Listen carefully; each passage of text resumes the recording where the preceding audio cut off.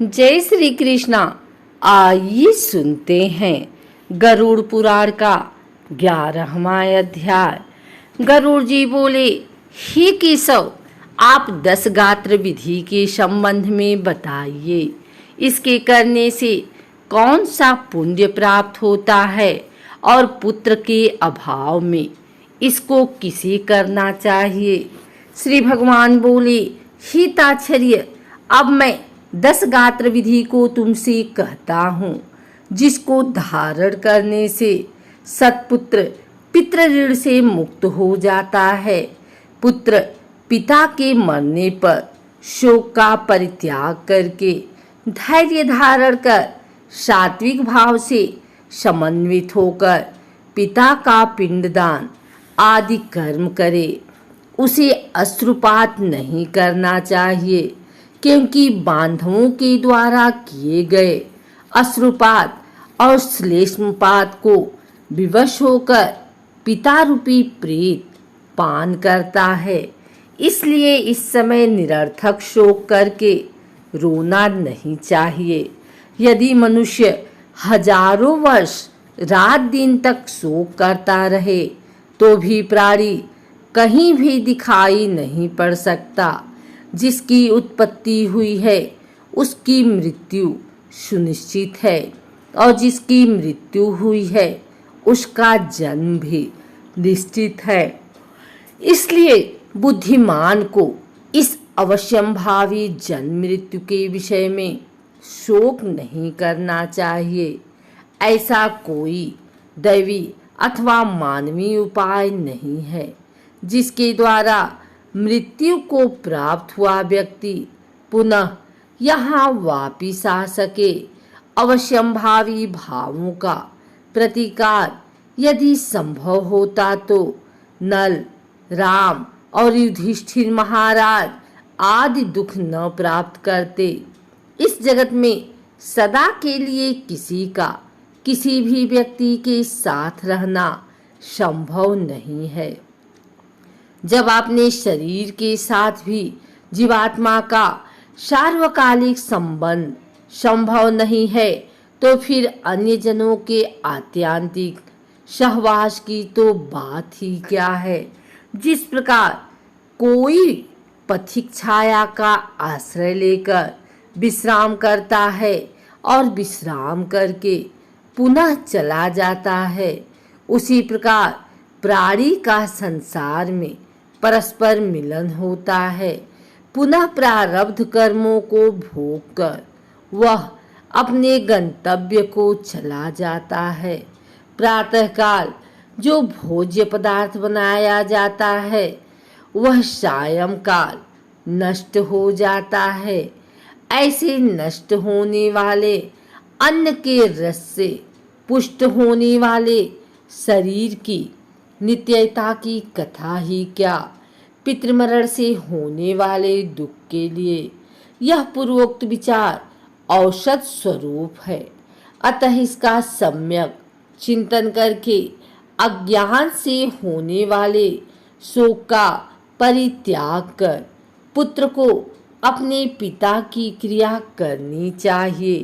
पुत्र के अभाव में पत्नी को और पत्नी के अभाव में सहोदर भाई को तथा सहोदर भाई के अभाव में ब्राह्मण की क्रिया उसके शिष्य को अथवा किसी सपिंडी व्यक्ति को करनी चाहिए। हे गरुड़, पुत्रहीन व्यक्ति के मरने पर उसके बड़े अथवा छोटे भाई के पुत्रों या पौत्रों के द्वारा 10 गात्र आदि कार्य करने चाहिए। एक पिता से उत्पन्न होने वाले भाइयों में यदि एक भी पुत्रवान हो तो उसी पुत्र के सभी भाई पुत्रवान हो जाते हैं। ऐसा मनु जी ने कहा है। यदि एक पुरुष की बहुत सी पत्नियों में कोई एक पुत्रवती हो जाए तो उस एक ही पुत्र से भी सभी पुत्रवती हो जाती हैं। सभी भाई पुत्रहीन हो तो उनका मित्र पिंड दान करे अथवा सभी के अभाव में पुरोहित को ही क्रिया करनी चाहिए। क्रिया का लोप नहीं करना चाहिए। यदि कोई स्त्री अथवा पुरुष अपने इष्ट मित्र की औषधोदयी क्रिया करे तो अनाथ प्रेत का संस्कार करने से उसे कोटि यज्ञ का फल प्राप्त होता है।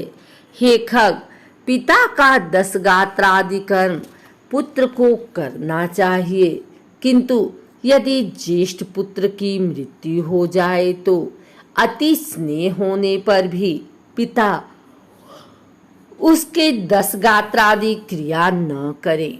बहुत से पुत्रों के रहने पर भी 10 गात्र, सपिंडन तथा अन्य 16 श्राद्ध एक ही पुत्र को करना चाहिए।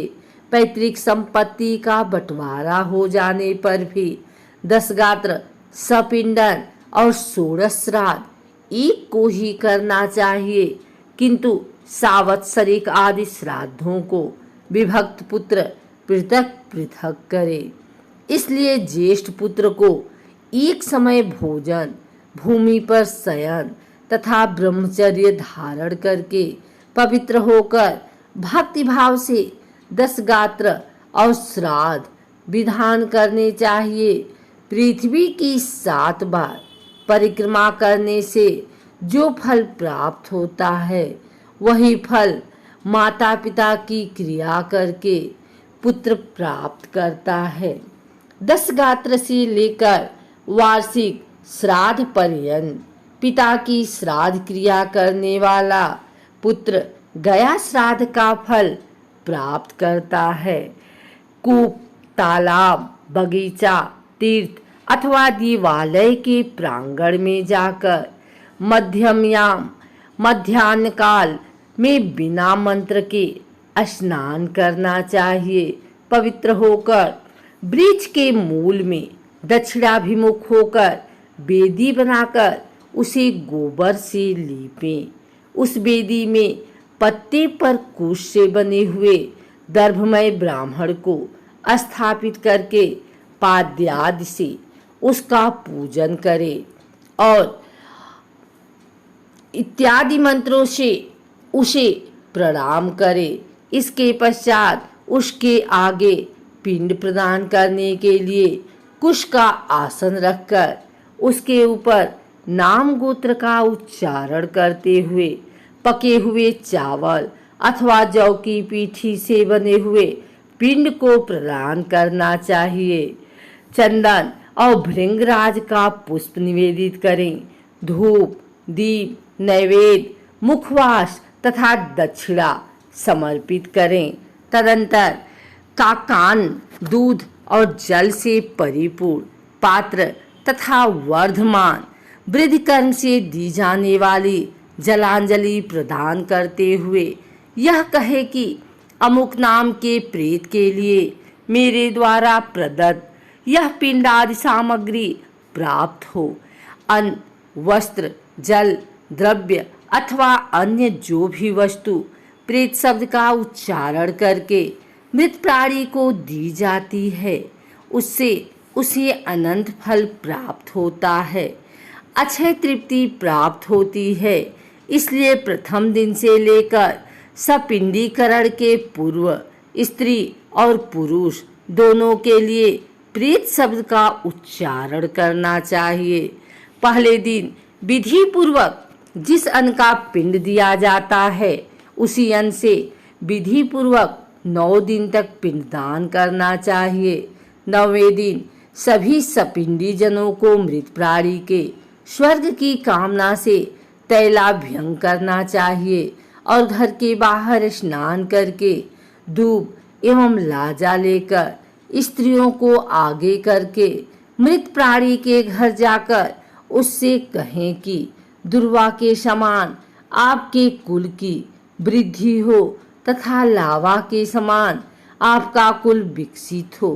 ऐसा कह करके दुर्वा समन्वित लावा को उसके घर में देकर कहें, हे खगेश्वर, 10वें दिन मांस से पिंडदान करना चाहिए, किंतु कलयुग में मांस से पिंडदान शास्त्रवत निषिद्ध होने के कारण पिंडदान नहीं करना चाहिए। 10वें दिन क्षौर कर्म और बंधु बांधवों को मुंडन कराना चाहिए।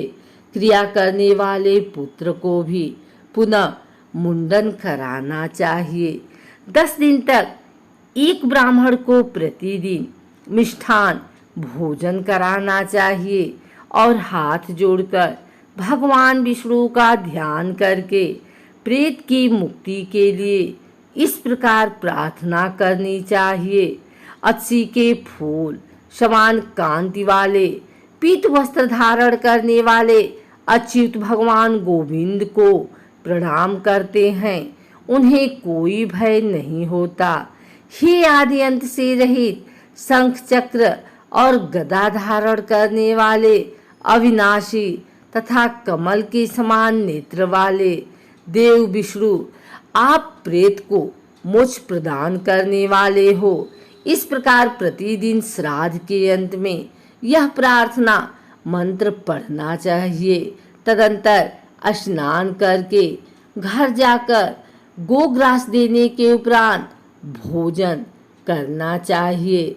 इस प्रकार गरुड़ पुराण के अंतर्गत शारोद्वार में 10 गात्र विधि निरूपण नामक 11वां अध्याय पूरा हुआ।